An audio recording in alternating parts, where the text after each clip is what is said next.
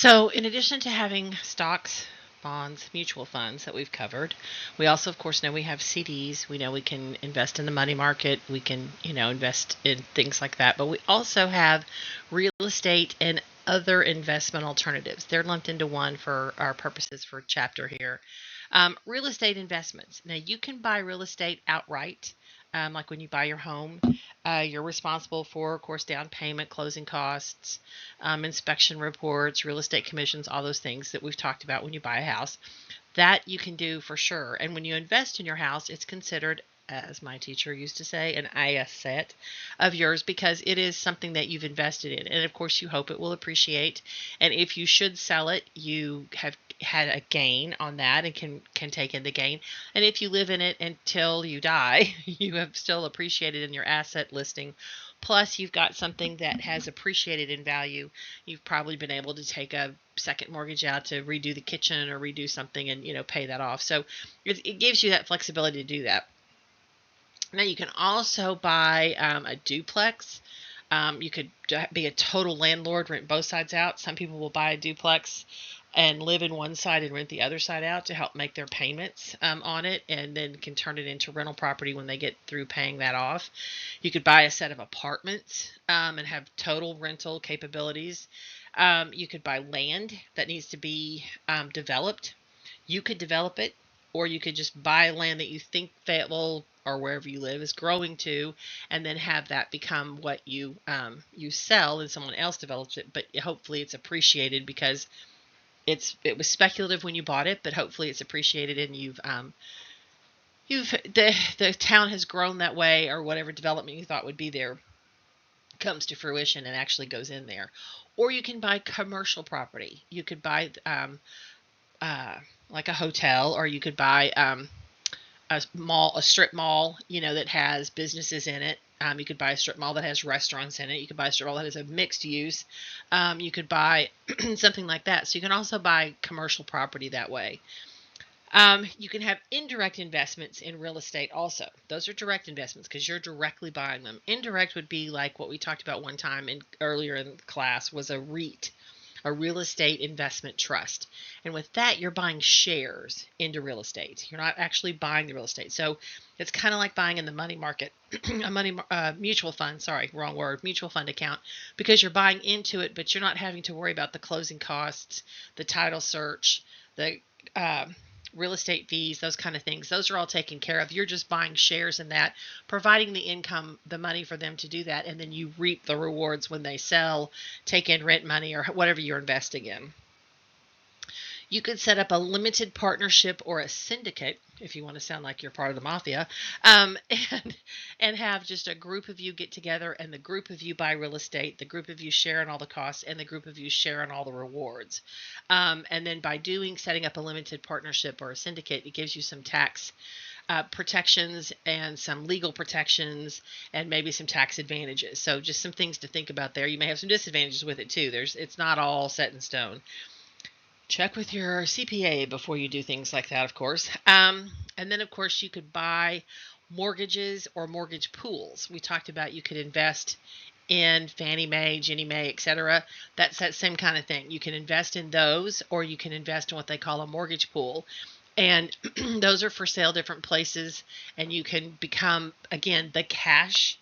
Kind of like when we talked about being a bond, you become the cash.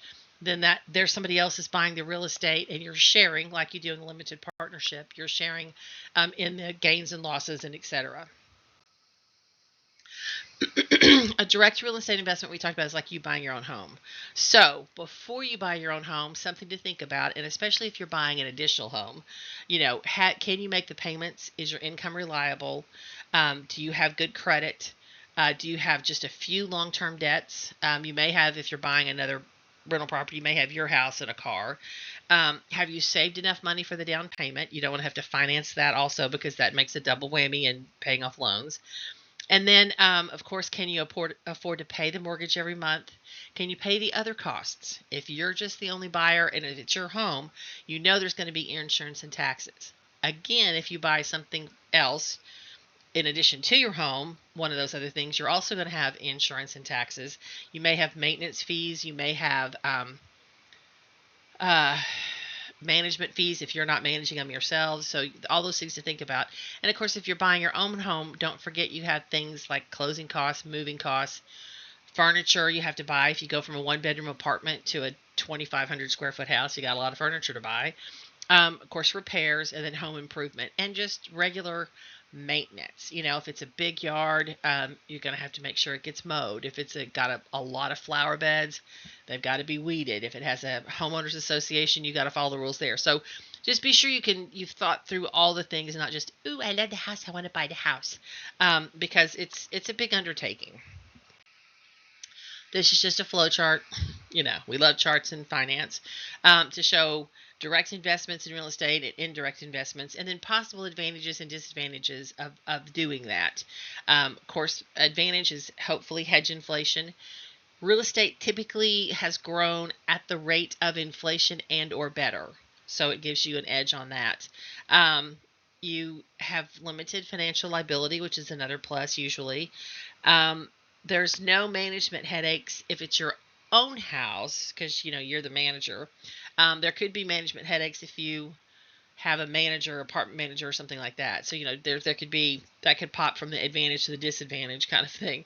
And of course, if you buy your own home, you have leverage. You have you know appreciation of the house, and then you end up with some cash that's in there that you could take. So it gives you some things that you can use with it to do. So just that's some pluses. Minuses, of course, can be if all your money's tied up in your house, you may not have as much liquidity. And houses are not considered a liquid investment. When we talked back in the first couple of chapters about liquid investments and non-liquid investments and cash and money market funds were considered liquid, CDs were liquid.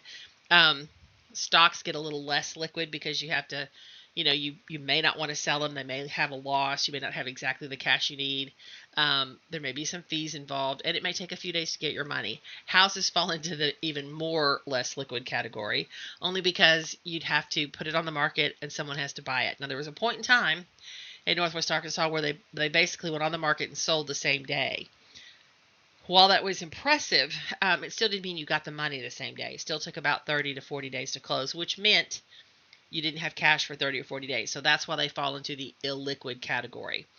They do have cash in them, but they're just not a quick cash. So they're not considered a liquid money. Um, so you have those things that can be disadvantaged. You could have some tax provisions. The laws are always changing. Be sure to keep up with them. They may have a perk that even is an even better advantage for you. When they say there's no tax shelters, that kind of gets into like your retirement income or your retirement plan money is unattachable by creditors, and so that's considered a tax sheltered. And so when we get into retirement plans in the next section, we'll talk about tax sheltered, and that's what that means is number one, you're deferring taxes. You're not you're not evading them, you're avoiding them. So you're deferring the taxes as you take it out, so you get that advantage. But with homes, you're paying taxes all the time. They're current taxation issues. And so that's what you want to keep in mind too. You might want to buy your vacation home, but the IRS has specific values for what's considered vacation and what's considered rental. So you want to be sure you don't fall into the I bought a vacation home and I'm going to get all these tax advantages, and then it becomes rental property and you kind of lose some of them. So if it's your second home versus rental property, there may be some tax advantages. If you don't rent it more than 14 days a year, then you can write off the mortgage interest and property tax as a second home. Now, if you rent it more than 14 days a year, it becomes rental property and the tax advantages change, and you don't necessarily get to write off everything like you do if it's a primary home or your secondary home. So just keep that in mind. And of course, where would you buy a vacation home? Why would you buy a vacation home? Well, if it's someplace that you like to go and you want to use it and you want to have it set up, a lot of people in Northwest Arkansas have lake houses as their quote unquote second home. It's a 30-minute drive. They're on the lake. They can keep it stocked with food, beverages, bring in fresh food kind of thing, and then, spend the weekend there or a week at the lake, and their boats there, and etc. You can buy a vacation home anywhere you want. A wonderful paradise beach location, the mountains. If you ski a lot, you could buy a vacation home in Colorado or Utah. The big city. Maybe you like to go to the city every time you vacation, so you might want to buy an apartment or something small or a house in a big city and be able to travel there and not have to pay for hotels or apartments to lease or whatever. Again, water. I like water, so that's where my vacation property would be, somewhere with water, but that could be like a lake. Excuse me. So you can do that, but again, just keep in mind if you're planning on renting it all the time and you live in it a couple of weeks, it's probably not a vacation home and a second mortgage, etc. If and the advantages, if it's rented just a couple of weeks a year and you're in it the rest of the time, then you can have it and have all the deductions for a vacation home. Commercial property, we talked about. You can look at that. That's the land and the buildings, and then you're leasing those out to restaurants, businesses, um, shops, stores, coffee houses. I mean, whatever. We have a lot of commercial property in Northwest Arkansas, as you know. Some of it is very strip mall looking, and some of it's very individually done. So it just depends on how you want to do that. But it can also include not just the strip malls and things. It can include duplexes. It can include apartments. Um, Hotels I mentioned before, anything that's a commercial establishment. It's not, you may live in it like a apartment or a hotel or a duplex, but you're commercially developing it, or you're commercially owning it and renting it out. You're not looking at it to live in. You're not looking at it for that kind of thing. After a home, small investors usually favor the duplex, fourplex, or an small apartment building, not a massive one, to get into rental property. Rental property is a fun thing in Northwest Arkansas. Most of it stays rented. The thing you have to think about is you're renting to usually people that are under the age of 21. I'd say under the age of 25. Um, and there could be things that come along with that. So you might need to have strict rules about parties, fights, that kind of thing. But then you'd also need to be, if you're handy, it's great, because if you get the call in the middle of the night that the sink pipe busted, you can jump up and go fix that. If you're not handy, you'd need to call somebody or have an apartment manager or somebody on call to do that. So that's another expense you'd want to be sure you think of. You can get some tax deductions on commercial property, so you want to check and see what they are. Currently, you could deduct mortgage interest and depreciation and property taxes, depending on the amount of rental income you receive. So it's kind of a pro rata share of how that works out. You can have passive activity in a commercial property piece. You don't have to materially participate, but you are basically like providing, like with the other things, providing the money and then sharing in the income for that. They can have losses. Sometimes everything's not rented, but you still have to make your payments because you bought it, so that can be considered a loss, and so that's losing income. So, if you look at want to buy undeveloped land, what is why would you want to do that? Well, you could do it for just straight investment purposes. You think the town is growing that way. You've heard there's going to be something put in out there. You've heard there's an airport going in. They're going to put a school, and so you may want to buy land out there or around it, etc. Kind of ahead of where you think the growth is going to come, and then just sell the land as undeveloped and let someone else develop it. You can always do that just for a straight investment. You also can buy undeveloped land and develop it.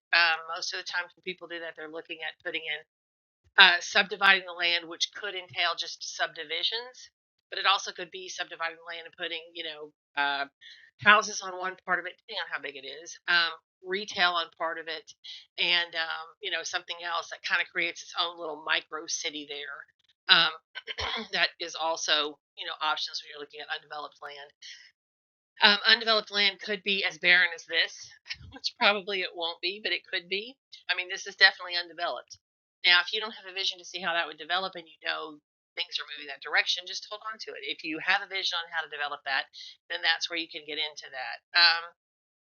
When you get into undeveloped property, there's always the story about Jim Lindsay, who you may know as Lindsay Real Estate here.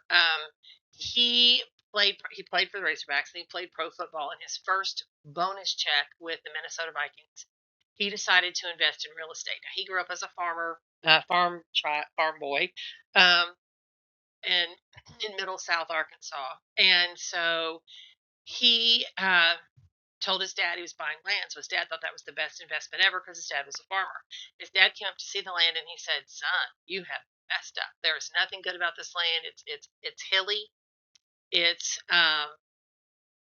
it does. There's no way you could farm it. It doesn't look like it's got good vegetation. It doesn't look like it's good growth. You'd have to really put a lot of nutrients in it to try to grow anything.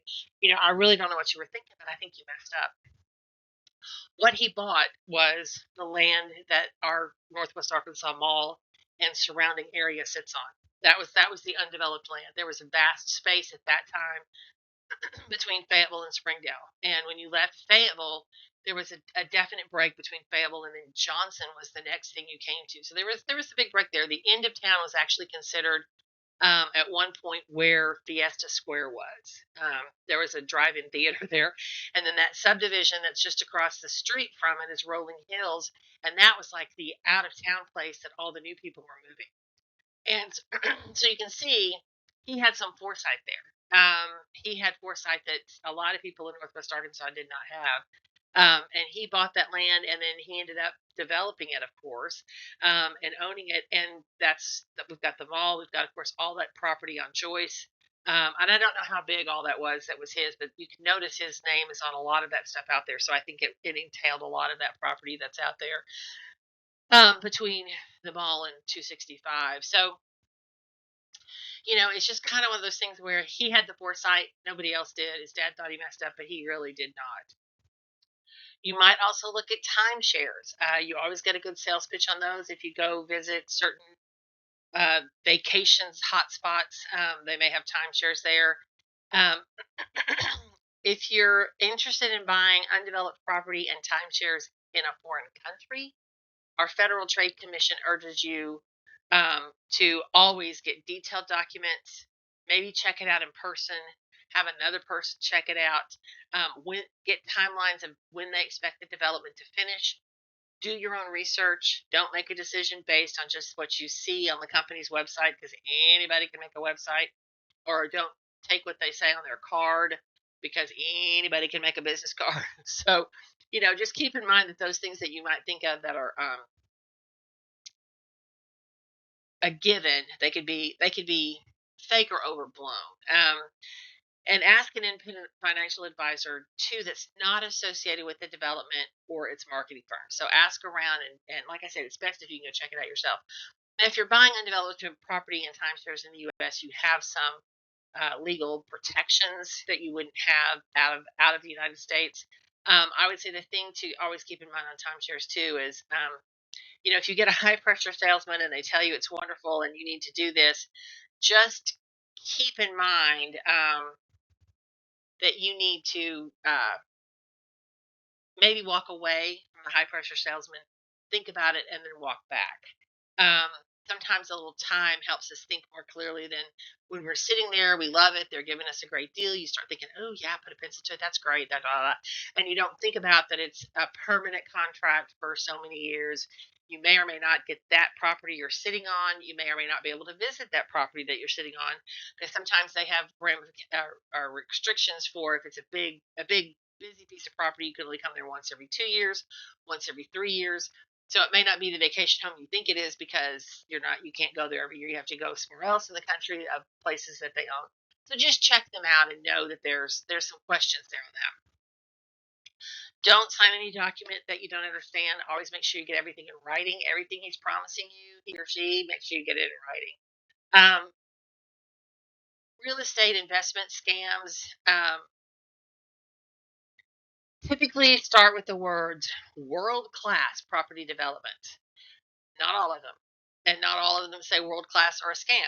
But just keep in mind if they are really giving you the super sales pitch that it's going to be the best, the brightest, the best thing you've ever seen, take a step back and look at it. Usually, if it's really going to be world class, it's going to take a lot of years to build. It's going to take a lot of advertising to get people to come. It's going to have the promised amenities. A lot of times they build them, but they don't put all the amenities in that you were told. Or they build them and they put in some of the amenities, but they don't put in all of them. Or they don't build them at all.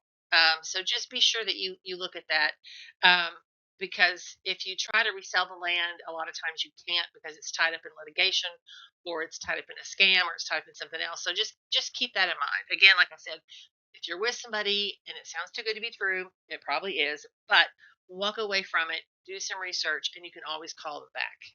I'm one of these people. I'm the one they don't want to find in those things because I just look at them and go, I don't make decisions today. I don't. I have to go home and I have to think about it, and I will call you back if this works. But I'm not going to make a decision with you today. And you can tell they're just like, well, but it's I know me, and I want to research it, and I want to have a handle on it, and I want to check it out. I don't want to just hear what they have to say. So you can also invest in foreclosures. That became a big thing to do after the last real estate crisis that we had, because a lot of homes fell into foreclosure. Now, you've seen the HGTV things, or you may have, you may not have, that they buy a house in foreclosure and they've been trashed and all the plumbing's been ripped out and they make it into this beautiful home. There are those, and there are ways you can do that, and you can do a lot of those, or you can do it on budget. Some of the foreclosed homes are beautiful, and they just had to walk away because they couldn't make payments. So you can find a variance of foreclosures, and you may find something that fits your budget in buying. Sometimes you can buy them at an auction. Sometimes you can buy them from a bank.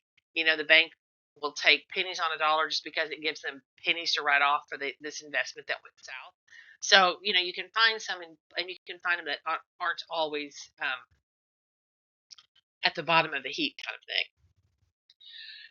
Okay, indirect real estate investment. So we've talked about if you want to buy it yourself specifically and directly. What about an indirect? Well, a syndicate is a temporary association that's going to buy large capital. So it's owned by a corporation, a trust, or a partnership.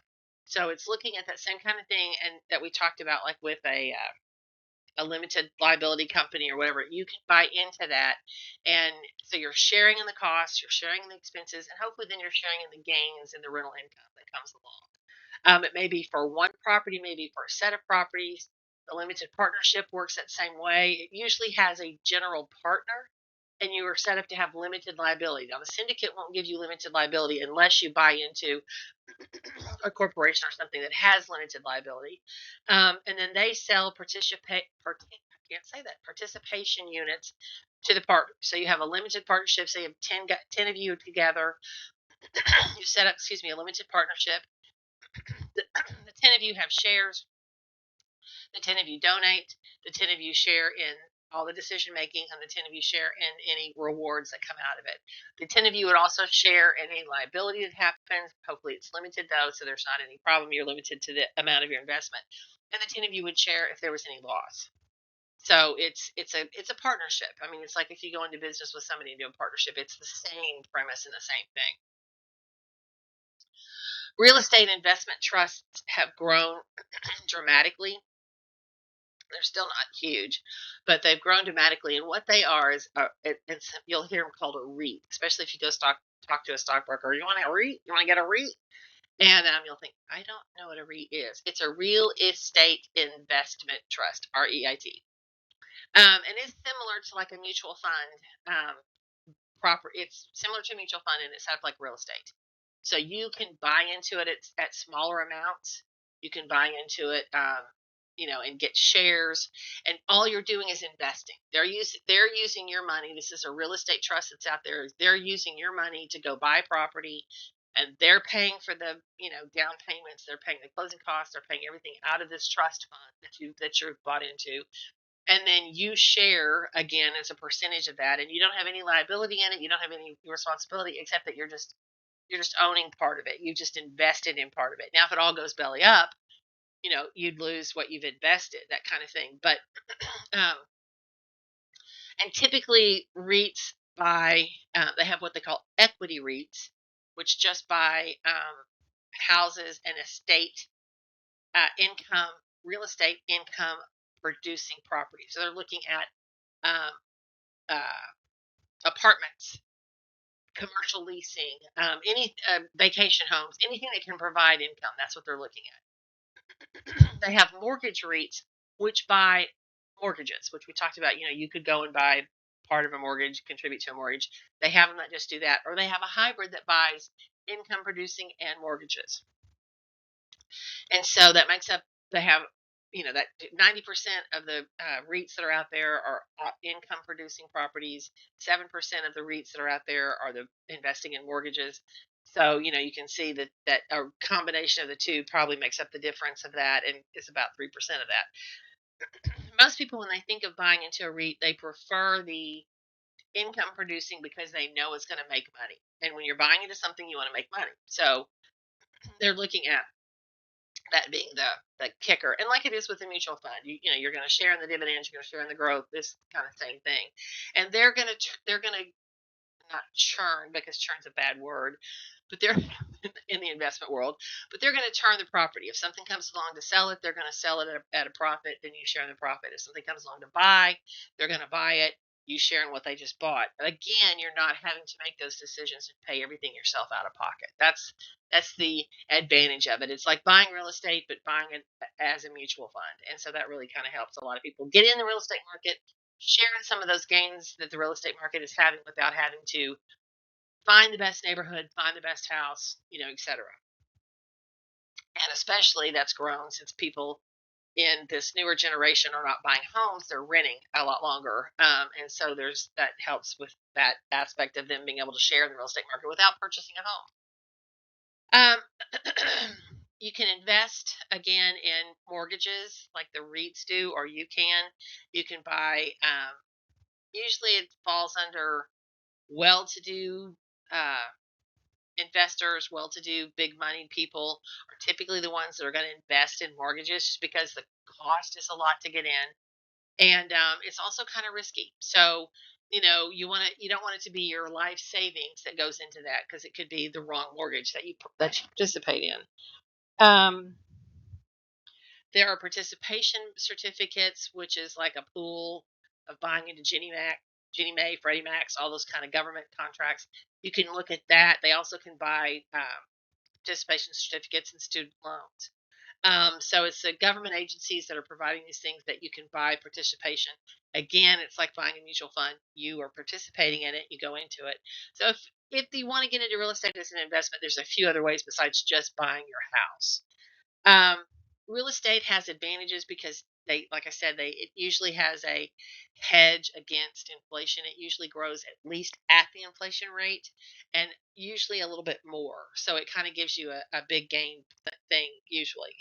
Again, usually, because we've had a few years where real estate took a really quick downturn, and people are left with houses that are worth, kind of like when you buy a car and you drive off the lot and what you own it is less than what it's worth. There were a lot of houses not too long ago that had that same catastrophe failing, um, and people were left with two and $300,000, $400,000 homes that, if you tried to sell them, were only going to bring about $220,000. So they were in underwater. So if they sold the home for 220 and got out from that mortgage payment, they still owed the balance on that home of that mortgage.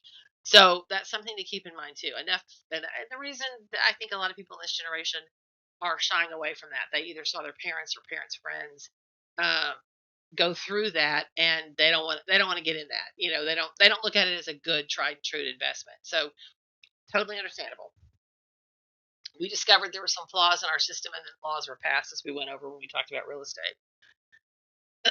um, if you get into a real estate investment group or a REIT or whatever, you don't have to worry about hiring a manager, being a manager, or doing those things. And that can be very appealing for a lot of people too. I know I'm not a good manager. I can't fix anything. And I know I'm not tough enough. I mean, I know, pardon the expression, BS when I hear it. Um, but I'm not very good at being accountable for that person that's telling me that. I have a tendency to kind of go, okay, whatever. I know you're lying, but you go ahead.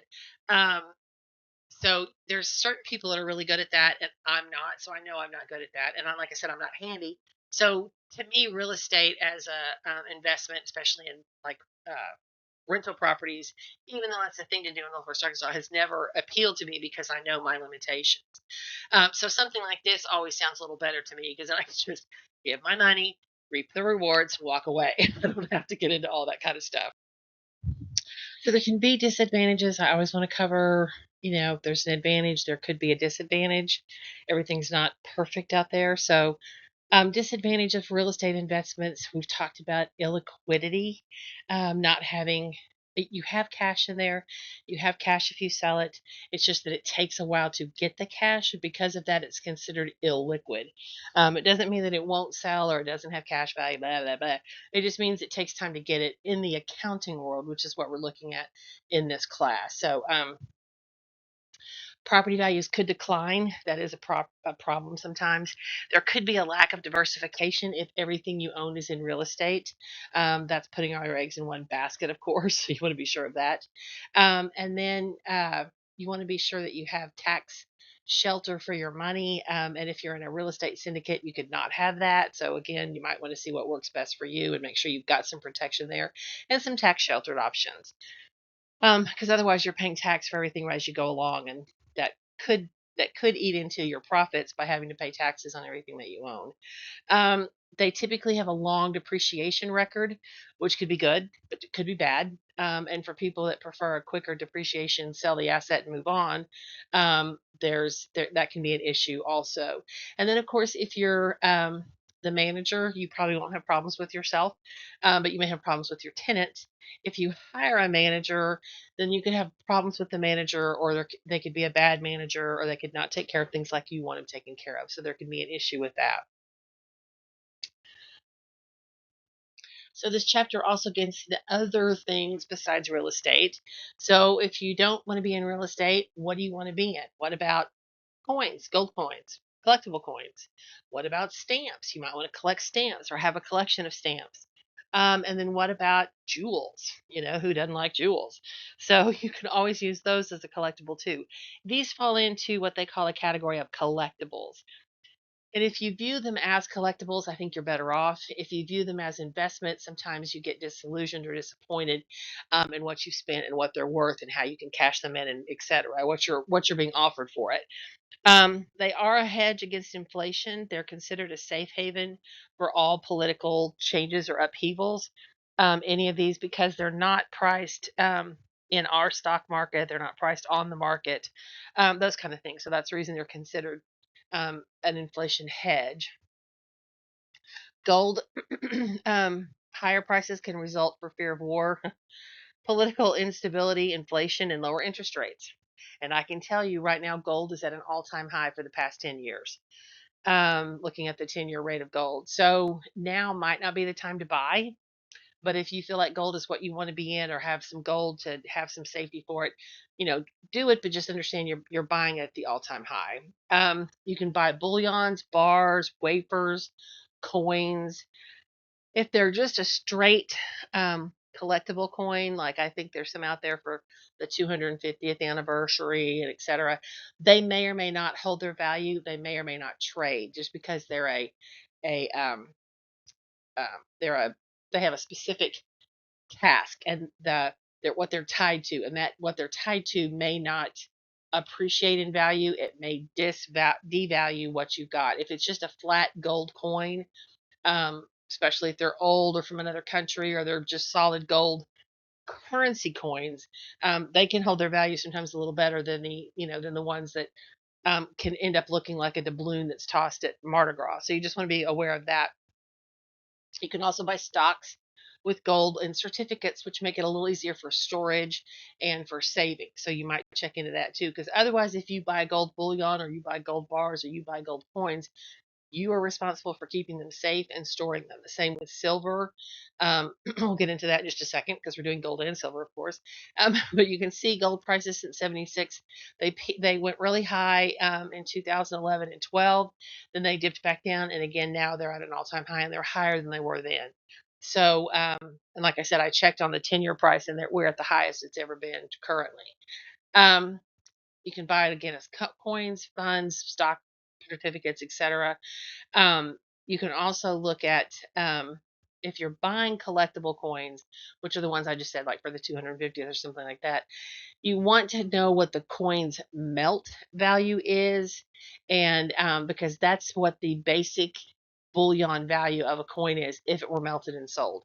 99% of the time, if you have coins that are going to be sold, they're probably going to melt them and sell them. The same with gold jewelry, the same with gold, anything that you have like that, they'll just melt it, and they're looking at what that melt value would be and what it weighs when they melt it. So keep that in mind when you're looking at something like that too. Always check with a reputable dealer. That's very important. There's a lot of people that have shingles out that will buy gold, but they may not give you a current price, a good price, or anything. They're trying to make a profit on it, so they're going to give you the least amount and then turn around and sell it themselves to somebody else. Always get an independent appraisal of your products you're considering, and I would say while you hold them, also have an independent appraisal so that you have something on record that tells you what it's worth, and you know how it's faring. Um, you have to consider additional costs. Sometimes they charge to buy your coins back. There's a quote finder's fee or a melting fee. So you just want to be sure that you know all those things when you go into it. Again, if you're put under pressure, act now, buy now, has to be now. Sleep on it, walk away from it. I'm that way with just anything. Silver, platinum, palladium, and rhodium are all very good too. Silver, again, is one of those things that's at its highest price now than it ever has been. And silver, you have to think about too. Years ago, silver got really high, gold was low. Silver got really high, and people were having their homes broken into for the silver that they kept because a lot of silver was given in the 50s and 60s as wedding gifts. And so a lot of homes had silver pieces, silver bowls, big punch bowls, blah, blah, blah. And people were breaking in all around trying to steal those things, and trying to lock those up and keep them safe was a big homeowner's concern. And especially when you're looking at a punch bowl and a large tray and all the cups. And I mean, you had all this stuff, and, you just didn't usually have a big locked cabinet that would hold that. So again, when you're thinking of getting into gold and silver, palladium, or rhodium, think about how you're going to store it and what you're looking at. And are you buying bars? Are you buying pieces that you can use, and then you'll have them melted down? And again, they're going to be looking at the melt value of it. So silver prices, again, as I said, are at the all-time high. Precious stones, diamonds, sapphires, rubies, emeralds, any of those things can do. They're very tempting because they're small size. They're easier to store than a big silver tray. Um, and you can mount them, you could do something with them. A lot of people will just collect them and then turn around and try to sell them, but you want to make sure that they're certified by an independent geological laboratory, and they're not connected with a company that's going to could use diamond setting or use the jewels to set them themselves, because they might pay you a little less to put them in a ring and sell it for a lot more. So again, just be sure you're checking with the best when you do that. When you get into it, do some research, back yourself up, know that you're getting into that. Don't just think, hey, I'm going to buy some diamonds and store them in my lockbox, because you want to make sure you get the right kinds, the kinds that are sellable, resellable, etc. um, and just be sure that you're looking at all those things. um, Diamonds are at, well, we'll get into that in a second. They can't be easily turned into cash, of course, because you have to find a buyer. It's kind of like the preferred stocks or the things you have to have a buyer to buy them to turn them. So they fall into that illiquid category also. Um, it's difficult to know if you're getting a good stone unless you're also trained or buying from a reputable dealer. De Beers Consolidated Mines of South Africa controls 85% of the world's supply of diamonds, of rough diamonds. So know that they've got a handle on the market. They've got the majority of the market, and they're probably controlling the prices. So there's a little wiggle room in there for you to for you to find your own and buy your own. But just know that they're going to be the controlling factor on how that works. So keep that in mind too, also when you're collecting. Um, Expect to buy stones at retail and then expect to sell them at wholesale, because if they're not set in a ring, they're not polished, they're not cut, etc., they may not sell at a retail price. They'll sell at a wholesale price. So all that can make a difference when you're thinking of buying and selling too. Again, if you enjoy it, that's what this is all about. It's like stamp collections. Diamonds also are at an all-time high, as you can see by the chart. If you collect coins, if you collect stamps, if you collect works of art, if you collect antiques, anything that actually has a value and you could sell it, as long as you enjoy it, collect it. Um, if you're not trying to make it a super investment or put all your retirement into it or whatever, I think you'll come out okay. If you want to, there's commercials on right now that talk about you have to have gold in your account and buy gold to be safe in the currency. Yeah, I can agree with that to some extent. Of course, back when our dollar was backed with gold, it made a lot more sense because if we had gold, you had dollars. Now you have to find people to buy the gold, and depending on why the dollar's worth nothing, the gold may also be worth nothing depending on what you can find. Because of the fact that if we're that far gone that the dollars aren't worth anything, there's a good chance that what are they going to pay you for gold in if the dollar's not worth anything. So you just have to kind of think that through and understand what they're saying. They're working on a premise of trying to make you nervous and work on the fact that the market's unstable and get you to buy these things. And like I said, if you enjoy them, buy them, keep them, use them, collect them, but you enjoy the fact that that's what they are. Stamp collectors, I think a lot of times when you meet a really true stamp collector, they enjoy finding the stamps. They enjoy the hunt, the find, the mission, um, keeping them, the history behind them, and they love all that. And then eventually it's worth a lot, and that's a plus. So that's where that kind of gets into when you think of collectibles. If you enjoy it, get into it, collect them, and enjoy them, and then you just have an added bonus that you've got some investments there too. If you're looking at collectibles on the web or from somebody, of course, always buyer beware. Beware of scams, beware of forgeries, beware of investment scams. A lot of times they can do that. And always check with reputable dealers. If you're going to go out and buy a bunch of gold coins with a 250th logo on them for the United States, make sure that they've got a good melt value. Make sure it's something that you want to do. Um, I have a hard time paying for a Kennedy half dollar that's all silver. Paying $25 for a half dollar that's worth half a dollar. I mean, so you want to make sure that if you bought it at $25, if you turned around to try to sell it, you could sell it for $26 or more. And it's not just a half dollar 50 cents that you're holding. So that's where I come in with my pessimistic skepticism, I guess. Um, Advantage, of course, you can have, convenience for collectors. And like I said, if you enjoy it, it brings a lot more joy than the rest of us can even understand. Disadvantages are you can't, if you buy collectibles on the web, the disadvantage is you can't touch them, feel them, examine them, flaws. You're going by what they're saying. And there may be some security risk because you don't know who you're getting your cash card number to, etc. And collectibles, an advantage online too, is that sellers can reach a much larger varied market. So like if you had gold coins and listed them on the web to sell, you would reach a wider market. But you want to be sure that they're reputable, etc. You're reputable, but you want to be sure they're reputable. So there's some, pluses and minuses. Then there's a thing called caveat emptor. And basically collecting can be a good investment. It can be a satisfying hobby, but it can become a financial disaster. So don't, again, count on it being your sole retirement income. Um, Law enforcement officials say that there's always a new generation of collectors and they're being victimized by forgeries. That a new group comes along and the forgeries get better. It's amazing what they can forge now. So just keep in mind. Again, if you love it, do it. Cryptocurrency falls into this other category also. Cryptocurrency, of course, the biggest one out there is Bitcoin. And they have held their values and reputation relatively well. The other cryptocurrencies that have spun off have not fared as well.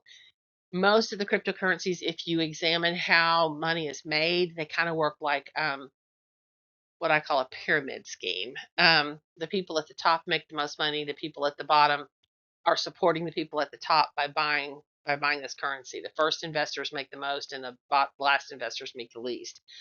Um, the hope is that eventually, with cryptocurrency, why everybody's getting into it and getting on the bandwagon early, is that the world will change to this as a mode of payment, and you will already be there, and then you'll be the one that goes up the ladder to the top before that happens. When that happens, because then they'll be the one that makes the bottom of that pyramid, and you get pushed up to the top. The problem with that philosophy is no one's in the mood to do that right now in the US, in Europe, in Africa, anywhere else. Now, there are some companies you'll find that you can pay with cryptocurrency if you want. Most of that's out of convenience. A lot of times you have to pay with their cryptocurrency, so you'd have to sell what you have and buy theirs. And then, of course, the hope is that you can buy it and then turn around and sell it for cash, buy it with cash and sell it for cash and make some money. So if you can do that and look at it with that as an investment that way, I think that's probably the better way to look at it. Again, there are people that say they've made millions in cryptocurrency. Again, only if they've sold it have they made millions. Um, and most of that they're bragging about is probably just on paper. So just go into it with very guarded eyes and a very guarded checkbook before you jump into something like that. There is no restrictions on it. There is no Federal Trade Commission watching it. There's a lot of things that can go wrong with it, which is why there's been some ones that have not fared well. So just again, keep all that in mind because it is important. Buyer beware is probably the best way to put that.